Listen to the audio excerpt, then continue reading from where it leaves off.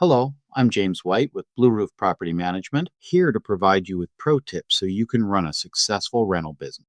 Today, we're covering emergency maintenance for Oregon rental properties and how to respond without treating every after hours request like a crisis.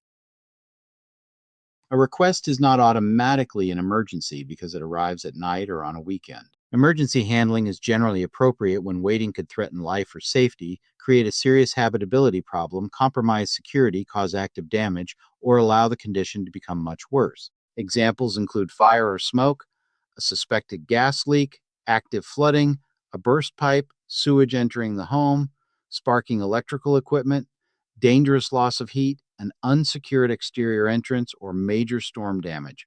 A dripping faucet, slow drain, or contained toilet clog may often wait until normal business hours. Always put life safety first. For fire, smoke, a gas odor, or another immediate danger, residents should leave the area and call 911 or the serving utility before maintenance coordination begins. They should not search for a gas leak, operate light switches, use an open flame, enter standing water near electrical equipment, or touch smoking or sparking equipment.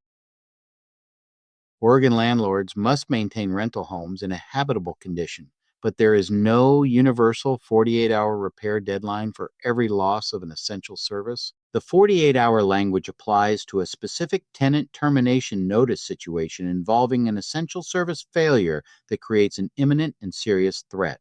The practical lesson is not to wait for a fixed deadline. Begin a prompt, documented response that matches the seriousness of the condition. Local rules may also apply based on the property's location. This video provides general information, not legal advice. Here is a simple 5-step response plan. First, safety. Get people away from immediate danger and contact emergency services or the appropriate utility. Second, report the facts. Identify what is happening, where it is occurring, what systems are affected, and whether anyone is at risk. Third, mitigate only when safe. A resident may use a familiar water shutoff, but hazardous gas, electrical, structural, and major plumbing conditions should be handled by qualified professionals. Fourth, triage and dispatch. Consider safety, habitability, security, active damage, weather, and the property's condition before deciding on the response. Fifth, stabilize and follow up. The first visit may stop a leak, secure an opening, or prevent further damage. Permanent repairs may require additional inspection, materials, scheduling, or owner approval.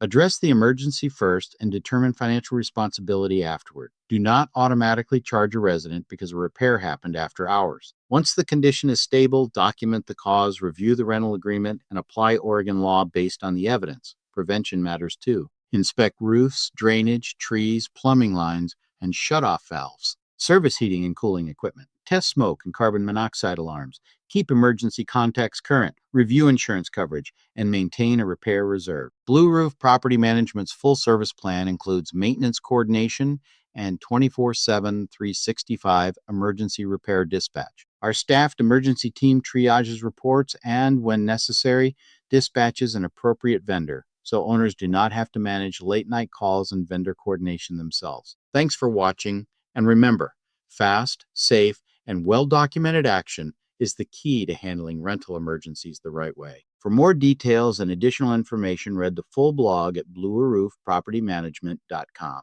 You'll also find my contact information there if you'd like to discuss how Blue Roof Property Management can help protect your rental property and make ownership more hands-off.